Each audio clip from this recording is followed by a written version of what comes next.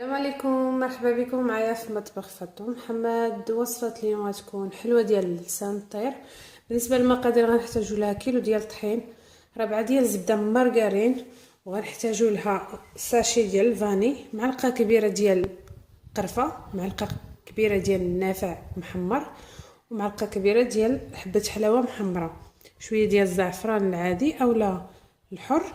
هادو كامل كنبسسوهم مع الطحين، كنحكو الزبده، من بعد ملي كنخلطوا كلشي كنغربلوه اولا كندوزوه في الحكاكه ديال المطيشه، كنخليه واحد الساعه ولا نص نهار، ولا حتى الا درتيها في الليل خدميها الصباح. المهم قدما الزبده انسجمت مع الطحين كيكون حسن.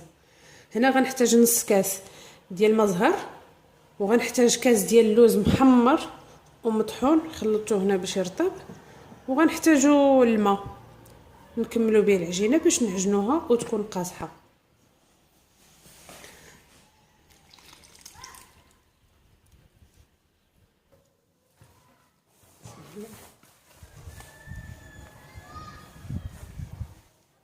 هاي هنا من بعد ما عجنتها انا درتها خلطتها، درت عليها 3 الكيسان ديال الماء، درتها في العجانه تعجنات، هي كتكون قاصحه. حنا علاش درنا مارغرين؟ لان مارغرين كتورق وكتخليها تجي مقرمشه، واساسها الزبده والمزهر. غادي نقسموها كويرات وغادي نغطيوهم نخليهم يتربوزاو باش يساعدونا انهم يتطلقوا.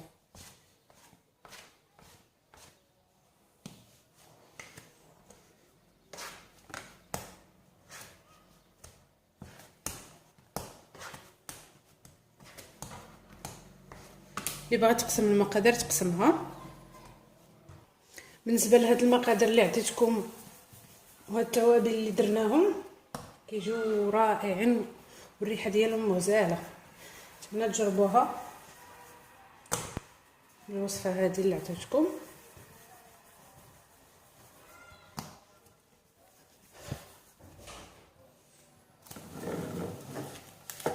نغطيهم بلاستيكه باش يرتاحوا.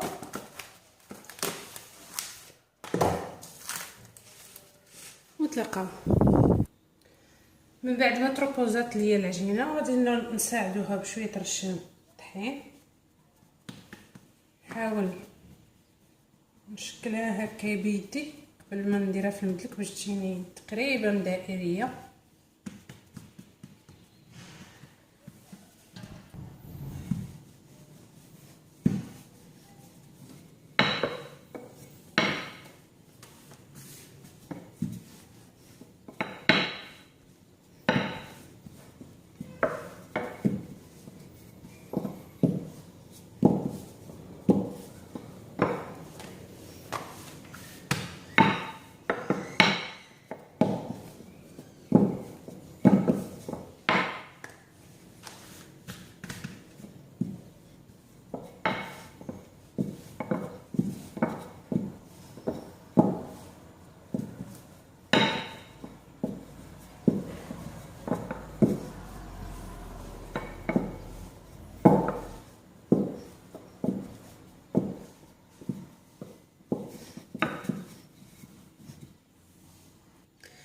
نطلقوها رقيقه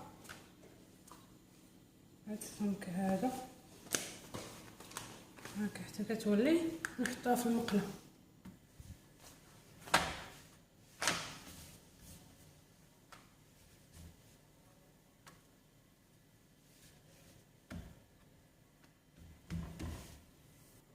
ولات بيضه هكا، غادي نروليها هنا باش ما تنشفليش، نحطها هنايا ندير عليها منديل حتى كنكمل الكميه اللي عندي.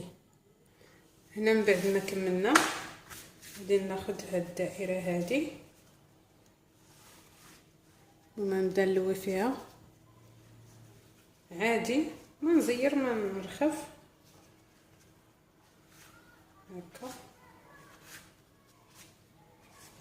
ونجي لهاد ناخذ طحين مخلط مع شويه د الماء، نصب فيها هاد الجناب هادو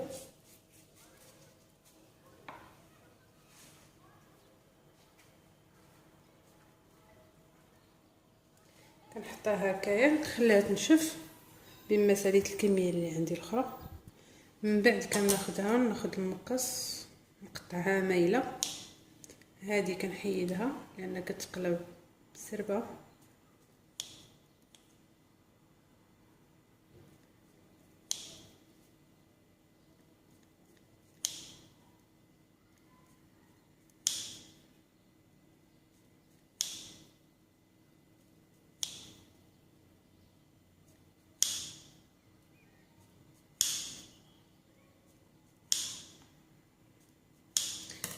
المهم على هذا الشكل هذا، حيت ملي كتقلى كتزيد تحل هكا.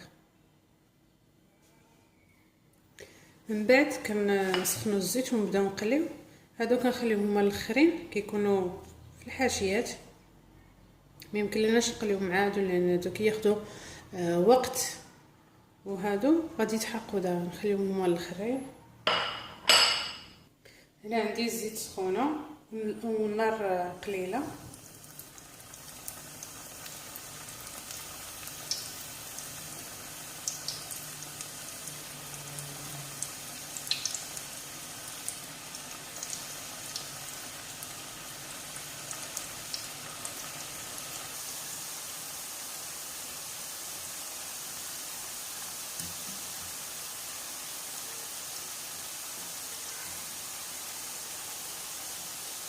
ما خاصوش يكون ذهبي، حيت الا كان ذهبي من بعد ما غادي نعسلوه يومين 3 ايام غادي يولي رطب.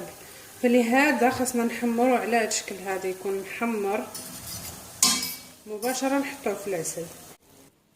هنا خاصنا نحطوها في عسل يكون ثقيل لان الحلوه ديالنا سخونه. ولا شفتوا ان العسل بدات كتسخن ديروا تحت منها شي بانيو فيه الثلج اولا حطوها في الفريغو بما ساليتوا القليه ديالكم وعسلتوها. هي وصفه لسان الطير وجدات. بعد ما قليناها كنحطوها في العسل كيكون ثقيل، خليوها حتى كتشرب وتقطر، ونزينوها بالجنجلان ولا اللوز ايفيلي، كيبقى الاختيار ديالكم. بصحه وراحه، كتجي هائله ومقرمشه. اللي بغا تحتفظ بها في الثلاجه تحتفظ منها، كتشد العسل وكتبقى مقرمشه. بصحه وراحه، نتمنى تنال اعجابكم. الى اللقاء.